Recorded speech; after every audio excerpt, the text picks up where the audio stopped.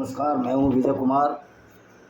मेरी किताब है panorama of Indian democracy in Indian context by Vijay Kumar Pal. आप इसको खरीदिए और देखिए किस तरह हिंदुओं की दुर्दशा की गई इस किताब में। और ये किताब में बताया गया है, ये रुद्रा पब्लिकेशन बिलासपुर पर है और ये आपको मिल जाएगी। जब आप गूगल में जाएंगे फ्लिपकार्ट पर आपको मिल जाएगी। और मेरी और किताबें भी इसके साथ आ जाएंगी, जो 10 किताबें हैं। धीरे धीरे सारा पेंडोरा बॉक्स खुल जाएगा और सारी किताबें का जो विवरण है आपके साथ नमूदार हो जाएगा, यानी कि आपको दिख जाएगा। तो दोस्तों, आज हम इस्लाम की कुछ बातों की व्याख्या करेंगे और देखेंगे कि किस तरह इस्लाम नफ़रत भी फैलाता है और झूठ की बुनियाद पर टिका है। और किसी मौलाना में वो साहस नहीं कि इस्लाम के झूठ के बारे में बात करें किसी गैर मुस्लिम से या किसी एक्स मुस्लिम से। तो यूँ देखें तो इस्लाम के मानने वालों लोगों, आपके लिए तो एक नीक नियति है कि आप इस आइडियोलॉजी के पीछे क्यों पड़े हैं, जो आइडियोलॉजी झूठ और पाखंड पर आधारित है। तो देखिए, कुछ हदीसें पढ़ते हैं। खंड 4 पुस्तक 52 संख्या 73 ये हदीस है, सही मुस्लिम की है। किसकी है, शुरू से ही करते हैं। चलो आज पूरा पढ़ लेते हैं, थोड़ा लंबा हो जाएगा वीडियो, पर देखना आप, कोई दिक्कत नहीं। अल्लाह के लिए लड़ना जिहाद, ये सही बुखारी किताब जो 52 है उसका अनुवाद है। खंड 4 पुस्तक 52 संख्या 41 क्या कहती है। अब्दुल्ला बिन मसूद ने बयान दिया, यानी कि जो मोहम्मद के साथी थे, मैंने अल्लाह के रसूल से पूछा, हे अल्लाह के रसूल, सबसे अच्छा काम क्या है। उन्होंने जवाब दिया, नमाजों को उनके निर्धारित समय पर अदा करना, यानी नमाज पढ़ लीजिए और बाकी सारे गुनाह आपके माफ़ हो जाएंगे। गैर मुस्लिमों को कत्ल करना भी माफ़ हो जाएगा, क्योंकि गैर मुस्लिमों को कत्ल करने की इस्लाम में इजाज़त है। तो ये है इनका। और नमाज में भी ये गैर मुस्लिमों को गालियाँ ही देते हैं 48 बार। मैंने पूछा, अच्छाई में अगला क्या है। उन्होंने जवाब दिया, अपने माता पिता के साथ अच्छा और कर्तव्यनिष्ठ होना, यानी अपने माता पिता के साथ अच्छा और कर्तव्यनिष्ठ होना। तो मोहम्मद के माता पिता तो उनके जीवन काल में जन्म देने से पहले मर गए थे, और मोहम्मद की माता भी बहुत जल्दी मर गई थी, ज़्यादा जिंदा नहीं रह पाई थी, अमीना भी। लेकिन मोहम्मद अपने माता पिता का कितना सम्मान करते हैं। एक हदीस है जिसमें एक व्यक्ति उनके पास आया और कहने लगा, ए रसूल, मेरे पिता इस्लाम में नहीं थे, तो क्या जहन्नुम में जाएंगे या जन्नत में जाएंगे, यानी स्वर्ग में जाएंगे, नरक में जाएंगे। तो मोहम्मद ने बताया, वो इसमें हदीस नहीं है, उसका विवरण अगले वीडियो में कहीं ना कहीं मिल जाएगा आपको, कि चूँकि मेरे माता पिता भी मुसलमान नहीं थे और तेरे पिता भी मुसलमान नहीं थे, इसलिए दोनों ही नरक की आग में चलेंगे। तो ये मोहम्मद ये थे जो अपने माता पिता का जो सम्मान नहीं करता था, और पूरी दुनिया उसका सम्मान करती है। ये सोचने समझने की बात है। मुझे नहीं लगता पूरी दुनिया सम्मान करती है। अब तो मुसलमान भी मोहम्मद को बहुत सम्मान की नज़र से नहीं देखते हैं। फिर आगे पूछता है, मैंने पूछा, अच्छाई में अगला क्या है। उन्होंने जवाब दिया, अल्लाह के मार्ग में जिहाद में भाग लेना। मैंने अल्लाह के रसूल से और कुछ नहीं पूछा, और मैं उनसे पूछता तो मुझे और बताते। तो करा, मैंने कुछ नहीं पूछा। जिहाद का मतलब है इस्लाम के लिए पूरी लड़ाई लड़ना, कत्लो गारत करना, इसी को जिहाद कहते हैं। अब खंड 4 पुस्तक 52 ही है, पुस्तक 52 ही रहेगी। संख्या 43 हदीस क्या कहती है। इब्न अब्बास ने बयान दिया, ये सब मोहम्मद के साथी थे। अल्लाह के रसूल ने कहा, फ़तेह मक्का के बाद कोई हिजरा, यानी मक्का से मदीना के वो प्रवास नहीं है, लेकिन जिहाद और नेक इरादे बने रहते हैं। अगर तुम्हें लड़ने के लिए बुलाया जाए तो तुरंत आगे बढ़ो। यार, मक्का फ़तेह के बाद अब कोई जिहाद नहीं है और अब कभी हिजरा नहीं है, लेकिन जब भी तुम्हें लड़ने को बुलाया जाए ज़रूर लड़ो, और लड़ो धन दौलत के लिए। उसमें 20% हिस्सा मोहम्मद का होता था। ये कहते हैं ना, लड़ाई नहीं है, कुरान में बड़ी शांति है। संख्या 43 क्या कहती है। आयशा ने बयान किया, उसने कहा, ये अल्लाह के रसूल, हम जिहाद को सबसे अच्छा काम मानते हैं, क्या हमें अल्लाह के मार्ग से में नहीं लड़ना चाहिए। उन्होंने कहा, औरतों के लिए सबसे अच्छा जिहाद हज मबरूर, यानी हज जो पैगंबर की परंपरा के अनुसार किया जाता है, अल्लाह द्वारा। कह रहा, आप सिर्फ हज करो, लड़ो मत। 44 संख्या क्या कहती है? अबू हुरैरा ने रिवायत किया, यानी अबू हुरैरा बताते हैं, एक आदमी अल्लाह के रसूल के पास आया और कहा मुझे ऐसा कोई काम बताइए जो जिहाद के बराबर हो। उन्होंने जवाब दिया मुझे ऐसा कोई काम नहीं मिला। यानी मोहम्मद ने कहा लोगों को कत्ल करने के सिवाय कोई अच्छा काम नहीं है इस्लाम में। फिर उन्होंने क्या तुम मुसलमान लड़ाका युद्ध के मैदान में हो? तो फिर उन्होंने कहा क्या जब मुसलमान युद्ध के मैदान में हो, अपनी मस्जिद में बिना रुके नमाज़ पढ़ सकते हो और रोज़ा रख सकते हो, अपना रोज़ा कभी नहीं तोड़ सकते। उस आदमी ने कहा लेकिन ऐसा कौन कर सकता है? अबू हुरैरा ने कहा मुजाहिद यानी मुसलमान लड़ाका। और पाकिस्तान में देखो इंडियन मुजाहिदीन, फलाना मुहज्जिदीन, लश्कर तैयबा, अल्लाह की फौज, उनके घोड़ों के कदमों के निशान से भी सवाब मिलता है। कह रहा घोड़ों के निशान भी अगर हो जाते पैरों के, अगर तुम गैर मुस्लिमों को कत्ल करते हैं तो घोड़ों के निशान से भी सवाब मिलता है, क्योंकि तुम लड़ने जा रहे हो। जब वह लंबी रस्सी में बंधा हुआ घूमता तब भी, यानी कि घोड़े के निशानों से भी सवाब है। वो घोड़ा अगर लड़ने के लिए जा रहा है आपके साथ, यानी कि कत्ल करने के लिए घोड़े को भी जन्नत मिलेगी। संख्या 45 क्या कहती है? किसी ने, अबू सईद अल खुदरी ने बयान किया, किसी ने पूछा ये अल्लाह के रसूल, लोगों में सबसे अच्छा कौन है? अल्लाह के रसूल ने जवाब दिया वह मोमिन जो अल्लाह के मार्ग में अपनी जान और माल से जी जान लगा रहता है। उन्होंने पूछा उसके बाद कौन है? मैं जी जान से लगा रहता अल्लाह के मार्ग में, यानी कि जिहाद करता रहता है। उन्होंने जवाब दिया मोमिन जो किसी पहाड़ी रास्ते में अल्लाह की इबादत करते हुए रहता है और लोगों को उसकी शरारतों से महजूद करता है। पहाड़ी रास्तों में, और ये पहाड़ पर घूम रहे होंगे, लड़ाई झगड़ा। संख्या 46 क्या कहती है? मैंने अल्लाह के रसूल को यह कहते सुना, अबू हुरैरा ही बता रहे हैं सारे, जो कह रहा है कि वो जिंदा होने के बाद गजवा हिंद करेगा, उसका बाप नहीं कर सकता। अबू हुरैरा का 101 अल्लाह नहीं कर सकते, पैगम्बर जिंदा आ जाए तो ये औकात नहीं कि गजवा हिंद कर दे और किसको हिंदुस्तान को हरा दे। ये बात अब मुल्लों की समझ में भी आ रही है, मौलवियों की। मुसलमान तो समझ ही रहा है कि मुल्ला हमको झूठ बताते हैं। मैंने अल्लाह के रसूल को यह कहते हुए सुना, अल्लाह के मार्ग में एक मुजाहिदीन यानी कि इस्लामिक लड़ाका का उदाहरण अल्लाह बेहतर जानता है कि वास्तव में उसके मार्ग में कौन प्रयास करता है। उस व्यक्ति के समान है जो लगातार उपवास और प्रार्थना करता है। अल्लाह गारंटी देता है यदि अपने मार्ग में मुजाहिद को स्वर्ग में पेश करेगा, यदि मारा जाता है, अन्यथा वह उसे पुरस्कार युद्ध की लूट के साथ सुरक्षित रूप से उसके घर वापस भेज देगा। कह रहा अगर मारा गया तो जन्नत मिलेगी, अगर मारा नहीं जाता मुजाहिद तो जो लूट का माल मिलेगा अल्लाह उसको उस माल के साथ घर भेज देगा। और उसमें ये मोहम्मद के साथ ही लूट के माल में औरतों को भी लूट कर उनको आपस में बांट लिया करते थे। संख्या 47 क्या कहती है? अनस बिन मलिक ने बयान किया, यह भी मोहम्मद का साथी था, अल्लाह के रसूल अक्सर हरान बिन्त मिल्हान से मिलने आते थे। हरान बिन्त एक औरत थी और उन्हें वो असली चीज़ें देती थी। हराम उबादा बिन अस सीमित की पत्नी थी। एक बार अल्लाह के रसूल उनसे मिलने गए और उन्होंने उन्हें खाना खिलाया और उनके सिर में जूं ढूंढने लगी। फिर अल्लाह के रसूल सो गए और बाद में मुस्कुराते उठे। हसन ने पूछा ये अल्लाह के रसूल आपके मुस्कुराने का कारण क्या है? उन्होंने कहा मेरे कुछ अनुयायी जो एक सपने में इस समुद्र के बीच अल्लाह के मार्ग में योद्धाओं के रूप में मेरे सामने पेश किए गए, मुझे मुस्कुराहट का कारण बनाते हैं। वे सिंहासन पर राजाओं की तरह थे या सिंहासनों पर राजाओं की तरह। इसहाक एक उपकथावाचक निश्चित नहीं है। इसहाक है ना कि पैगंबर ने किस अभिव्यक्ति का उपयोग किया था। हरम ने कहा हे अल्लाह के रसूल, अल्लाह से प्रार्थना करें कि वो मुझ में से एक बना दे। अच्छा बना दें। अल्लाह के रसूल ने उनके लिए अल्लाह से प्रार्थना की और फिर सो गए, मुस्कराते उठे। एक बार हरम ने पूछा हे अल्लाह के रसूल आपको क्या मुस्कराता है? उन्होंने उत्तर दिया मेरे कुछ अनुयायी को अल्लाह के मार्ग में योद्धाओं के रूप में मेरे सामने पेश किया गया। यानी कि मोहम्मद लोगों को बेवकूफ़ बनाने का काम करते थे। उसी सपने को सपने भी आते थे लूट पाट के इनको।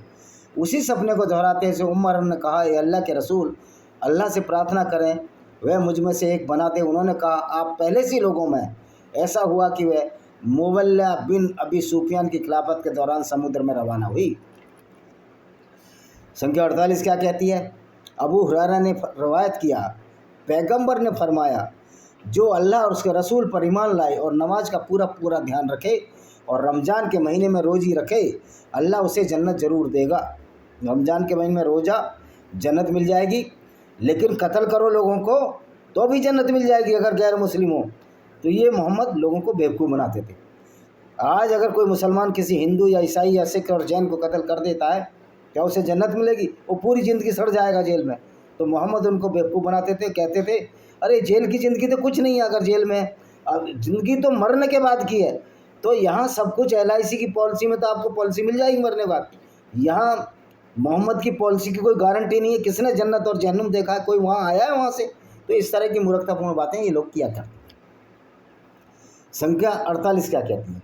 अबू हुरैरा ने रिवायत है, पैगंबर ने फरमाया, जो कोई अल्लाह और उसके रसूल पर ईमान लाए, नमाज का पूरा पूरा ध्यान रखे, रमज़ान के महीने में रोज़ी रखे, अल्लाह उसे जन्नत ज़रूर देगा, चाहे वह अल्लाह की राह में लड़े या उस ज़मीन पर रहे जहाँ वो पैदा दिया है। लोगों ने कहा, हे अल्लाह का रसूल, क्या हम लोगों को इसकी खुशखबरी सुनाएं?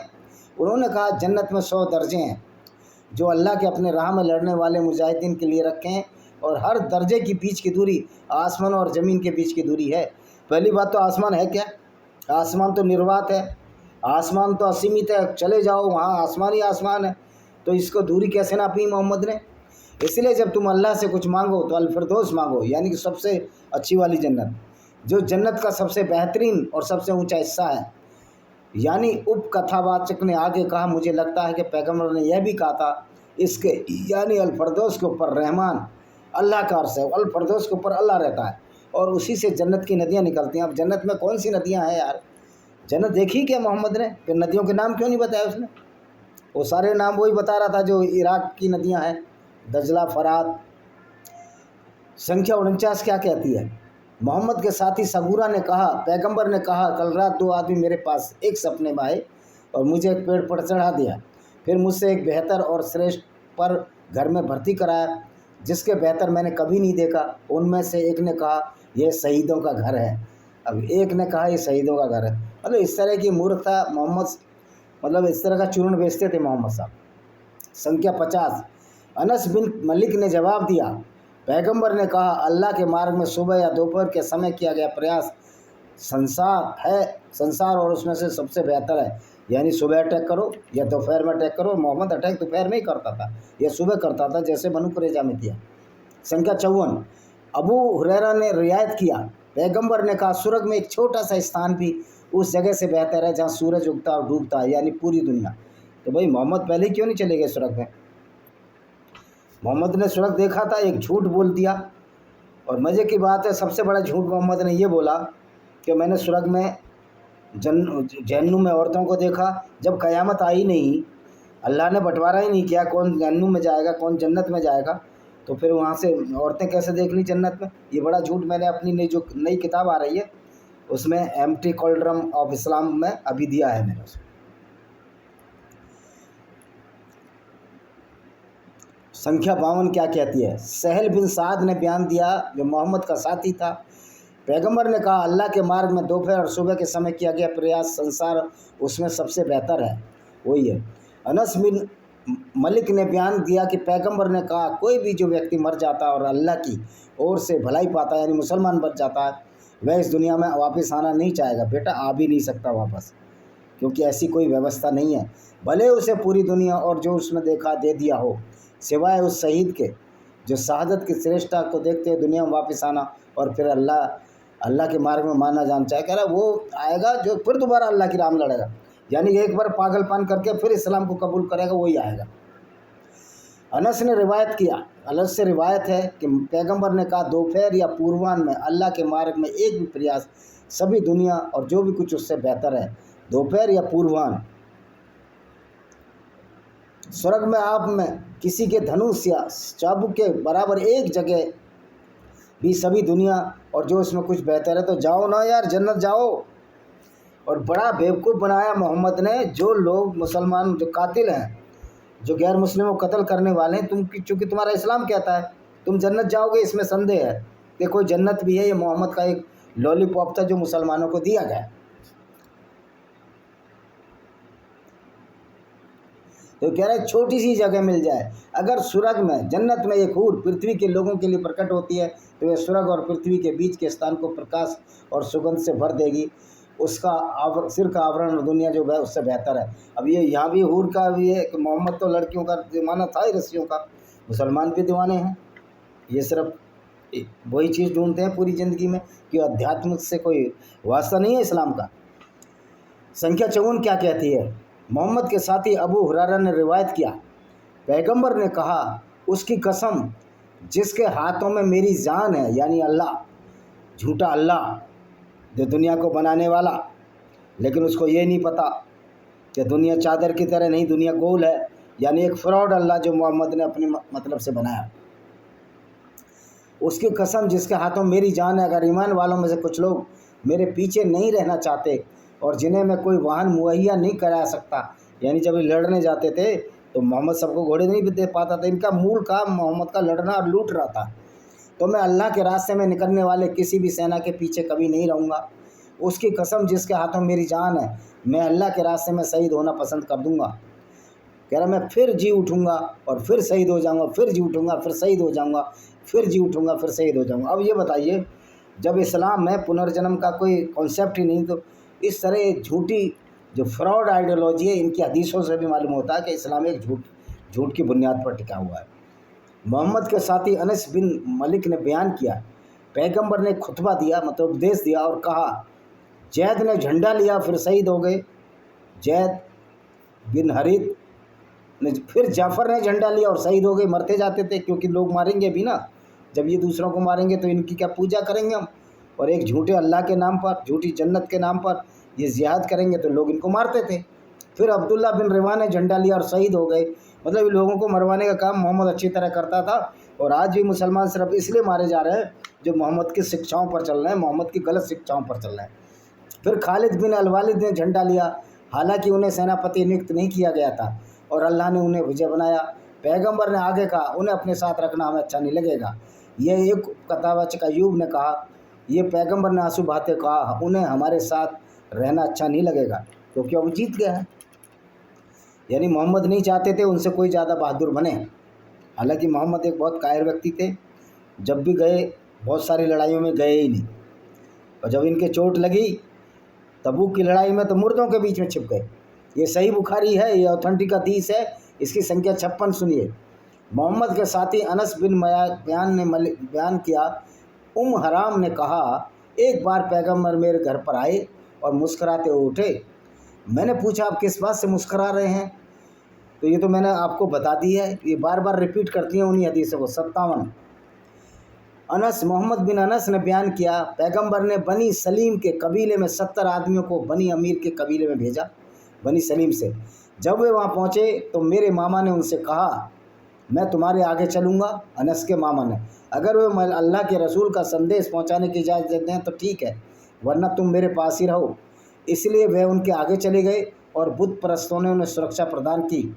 लेकिन जब वह पैगंबर का संदेश सुना रहे थे तो उन्होंने अपने एक आदमी को इशारा किया, जिसने उन्हें चाकू मारकर मार डाला, यानी बुत परस्तों को। मेरे मामा ने कहा, अल्लाह मान है, काबा की रम की कसम में कामयाब हो गया। इसके बाद उन्होंने बाकी लोगों को पकड़ लिया और एक लंगड़े आदमी को छोड़कर बाकी सबको मार डाला। अब बताओ, सिर्फ बुत परस्तों को इसलिए मार डाला, उनको इसलिए मार डाला कि वो बुत परस्तों ने सुरक्षा प्रदान की और बुत परस्तों को मार डाला। तो इस्लाम में पता नहीं इनको मूर्तियों से क्या डर लगता था, अल्लाह को क्या डर लगता है, मुसलमानों को क्या डर लगता है, बड़ी मूर्तियों से बड़ी इनकी फटती है। हमाम एक उपकथावाचक ने कहा, मुझे लगता है उनके साथ एक और आदमी गया था। जिब्रील ने पैगंबर को सूचित किया, अब ये जिब्रील आ गया, जबकि जिब्रील इस्लाम में कहीं है ही नहीं। ये तो गैब्रियल है जो ईसाइयों और यहूदियों का फरिश्ता है, लेकिन मोहम्मद ने उसको अपना फरिश्ता बना लिया। आ गया कि शहीद अपने रब से मिले, उनसे प्रसन्न हुए, उन्हें प्रश्न किया, हम पढ़ते थे, अपने लोगों को खबर दो कि हमने अपने रब से मिल चुके, ऊपर वाले से मिल चुके। मरने के बाद वो आ गए सारे। यानी किस तरह पागलपन है, वे हमसे राज़ी हैं और उन्होंने हमें राज़ी कर लिया। बाद में इस कुरान की आयत को रद्द कर दिया गया। क्यों रद्द कर दिया भाई? जो मोहम्मद का जो पैगाम था वो गलत था, अल्लाह का पैगाम। क्यों? अल्लाह ही है ही नहीं, सारा झूठ है। पैगंबर ने 40 दिनों तक अल्लाह से प्रार्थना की ताकि राल ढकवान बनी लियाल और बाम उसैया के कबीले के उन हत्यारों पर लानत भेजी जा सके जिन्होंने अल्लाह और उसके रसूल की अवज्ञा की थी। अब जुबैद बिन सुफियान ने बयान किया, संख्या 58 क्या कहती है। एक पवित्र युद्ध में अल्लाह के रसूल की एक उंगली घायल हो गई, खून बहने लगा। उन्होंने कहा, बस तुम तो बस एक उंगली हो जिससे खून बह रहा है, और जो कुछ तुम्हें मिला अल्लाह के मार्ग में है। अब उंगली भी जानती है भाई कि अल्लाह का मारा गया, यानी उंगली में भी दिमाग है। यह है मोहम्मद का फ्रॉड। खबर 4 पुस्तक 52 संख्या 59 सही बुखारी। अबू हुरैरा ने रिवायत किया, अल्लाह के रसूल ने कहा, उसकी कसम जिसके हाथों में मेरी आत्मा है, जिसके हाथों में मेरी आत्मा है, जो कोई अल्लाह के मार्ग में घायल होता है, और अल्लाह अच्छी तरह जानता है कौन उसके मार्ग में घायल होता है, वह पुनरुत्थान के क़यामत के बाद जो पुनरुत्थान आएगा उसके घाव का रंग खून जैसा होगा, उसमें कस्तूरी खुशबू होगी। यानी कि मोहम्मद कहता था, चढ़ जा बेटा सूली पर, भली करेंगे राम। यानी कि लोगों को मरवाते रहे, कटवाते रहे। किस लालच में? औरतों के लालच में, धन के लालच में। जब तुम्हारी दुनिया ये है ही नहीं तो मोहम्मद क्यों धन लूट रहे थे? मोहम्मद क्यों औरतों को आपस में लूट कर उनको घोड़े, उनको कमोडिटी की तरह अपने साथियों बांट रहे थे? क्यों अपने साथियों से कहते थे कि जो जाए चाहे जो औरत तुम्हें पसंद आए वो लूट लो, उसके साथ बलात्कार करो, तो ये मोहम्मद को जन्नत मिलेगी ऐसे मोहम्मद को? और ये क़यामत का जो फ़लसफ़ा है झूठ। मुसलमानों, शर्म आनी चाहिए तुम लोगों को कि तुम्हारा पैगंबर ऐसा था और तुम उसकी सुन्नत की बात करते हो। कहते हो कि पैगंबर की सुन्नत पर चलो, पैगंबर की सुन्नत पर चलकर तुम गैर मुस्लिमों की औरतों को फिर लूटना चाहते हो, जिहाद के मार्ग पर चलकर उनकी धन दौलत लूटना चाहते हो। यही काम तो तुम कर रहे हो। यही काम के खिलाफ तो इजराइल और सारे गैर मुस्लिम लड़ रहे हैं आपसे। तृतीय विश्व युद्ध का कारण यही कुरान बनेगी, कुरान की आयतें बनेंगी। संख्या 60 सही बुखारी की। अब्दुल्ला बिन अब्बास ने बयान किया, अबू सुफियान ने उसे बताया कि हराकुलियस ने उससे कहा था, मैं तुमसे उसके यानी पैगंबर के साथ तुम्हारी लड़ाई के परिणाम के बारे में पूछा था। तुमने मुझे बताया तुम एक दूसरे से लड़े, बारी बारी से सफल हुए। इसलिए रसूलों की इस तरह परीक्षा होती है, लेकिन अंतिम जीत हमेशा उनकी होती है। अंतिम जीत कहाँ है? तुम्हारा अल्लाह हार रहा है, तुम्हारे मोहम्मद की आइडियोलॉजी हार रही है। आज इस्लाम झूठा साबित हो रहा है, तो इस्लाम तो हार चुका है। तुम्हारी हदीसों से ही पता लगता है कि इस्लाम हार चुका है। इस्लाम एक झूठ का पेंडोरा बॉक्स है। कितने पेंडारों खोलोगे और किस तरह से? मोहम्मद साहब पूरी ज़िंदगी सिर्फ इस युद्धों में लड़ते रहे, इनके ऊपर कोई युद्ध नहीं थोपा गया। ये जहाँ भी गए खुद गए, औरतों के लालच में गए, धन के लालच में गए, और सारे मुसलमानों को बेवकूफ़ बनाते रहे कि ये दुनिया तो कुछ नहीं है, मरने के बाद की दुनिया है। तो उस दुनिया में लूटपाट क्यों मचा रहे थे? आप बुढ़ापे में 9 साल की लड़की से शादी क्यों कर रहे थे? आप अपना काम सुख, शारीरिक सुख के लिए क्यों चुकते? ये पैगंबर का काम है कि इस तरह की बात करें। ये चीज़ ये कहकर मौलाना द्वारा कही जाती है कि उनको सब अधिकार है, तो सारी गुंडागर्दी का अधिकार एक पैगंबर को कैसे हो सकता है? क्या ऐसा व्यक्ति एक पैगंबर होने लायक है?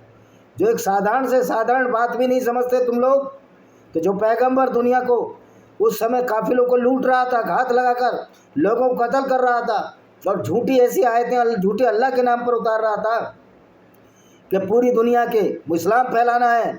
अगर इस्लाम ना मांगने तो उसके सामने कहो या तो आप सिर कलम करो या मुसलमान बन जाओ। और यहूदी और ईसाइयों के लिए बोला कि तुम गुंडा टैक्स, रंगदारी दो, जिसको कोई जजिया बोलते हैं। तो ऐसा पैगंबर, इस पैगंबर की कोई बात सही बात ना बताएं। हम ये ना बताएं कि पैगंबर की जो विचारधारा है किस तरह गैर मुस्लिमों के लिए खतरनाक है। ये हमारा फ़र्ज बनता है कि इस्लाम से पूरी दुनिया को अवगत कराया जाए, वाकिफ़ कराया जाए, जिससे लोग सुरक्षित हो सकें, समझ सकें। इसके बाद भी कुछ ना समझे तो वो मूर्ख लोग अपना इलाज कराएं, कुरान पढ़ें और इस्लाम को जानें। इसी के साथ हम इस वीडियो को विराम देते हैं। वंदे मातरम, जय हिंद, आपका दिन शुभ हो।